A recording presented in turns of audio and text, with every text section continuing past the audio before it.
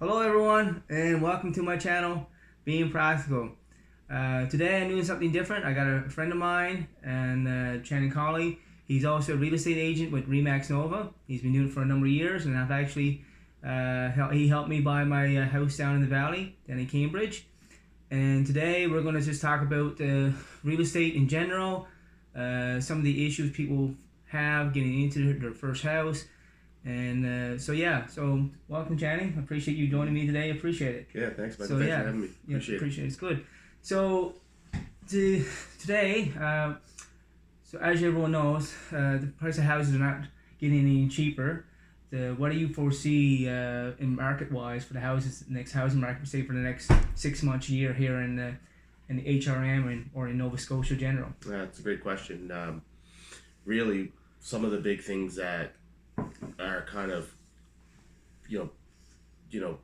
bringing our market along is we're just low on inventory. Mm-hmm. So there's been predictions that we're going to see the prices increase this year by another like 5%, and it's just, especially with our market, it's just a huge lack of supply for people to buy. A lot of first-time home buyers trying to get into the market, and then for folks that want to sell, it's like, where do you sell? Where do you go? Do I sell and then go pay like $2,000 a month plus for rent? So there's a lot of concern just regarding like what's next if you sell. So people don't want to sell because of that, right? Yeah.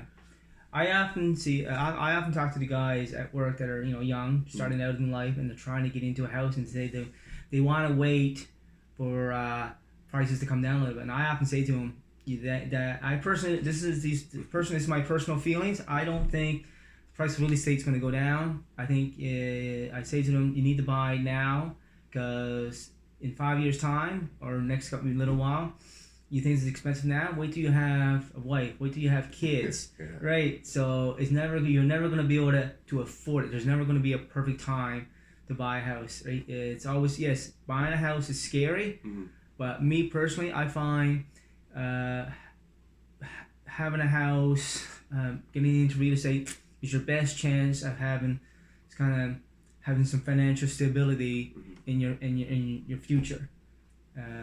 So what advice would you give to young people trying to get into a house? Yeah, I guess you know me, my style. I'm not very pushy. I'm a very patient kind of guy. Yeah. You obviously have to do what's best for you. Mm-hmm. But the best time to buy real estate was yesterday. Yeah. Right. The longer you wait, the harder it is to get where you want to be and get the property you want. Mm-hmm. I think as long as you have a good support system around you, right? You have good, parents or uncles or aunts that are contractors that have experience. You have a good agent, good inspectors. You'll be comfortable with your decision by the time you make a decision on a property. Yeah. I just think it's waiting for the market to go down. Figuratively speaking, like if you look at real estate over time, it typically increases on a 3 to 6% increase on prices year over year. Mm-hmm. Like if you're waiting for it to go back to like 2015 pricing, 2011 pricing, we're probably not going to get there. No. Yeah.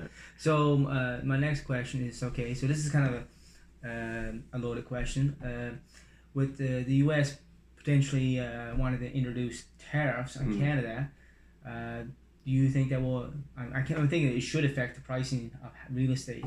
How big of an impact do you think that will have on real estate? Yeah, it's really hard to say. I mean, I think for us, like again, going back to what we were saying earlier, it's a big supply issue here. We just don't have the inventory coming up. We're very short on homes, given the amount of people looking to buy.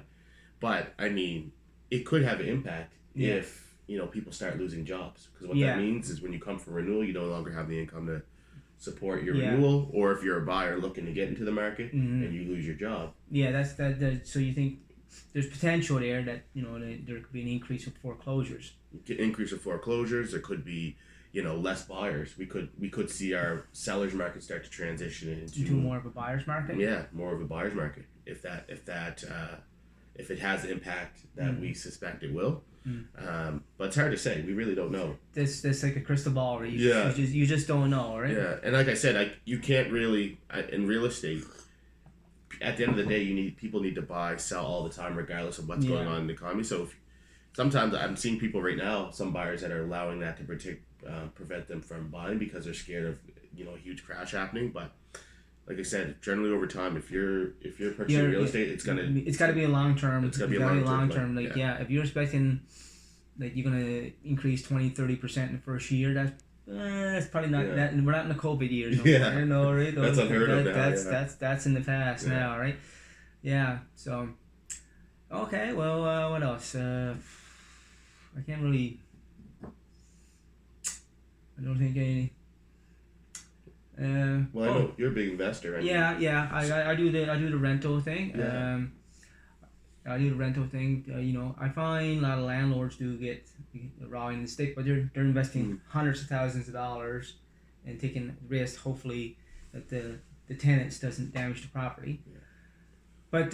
But majority of people pay the rent, right? So that's just. Well, I actually had a question for you as a landlord, because one of the big things, like, we're looking at, because I also work, heavily with investors. Yeah. I'm an investor myself, but I always like to get different perspectives. Yeah. There's a lot of cranes up in Halifax right now, a lot of new multi-unit buildings that are going up for rent, and they're going up at quite a high amount.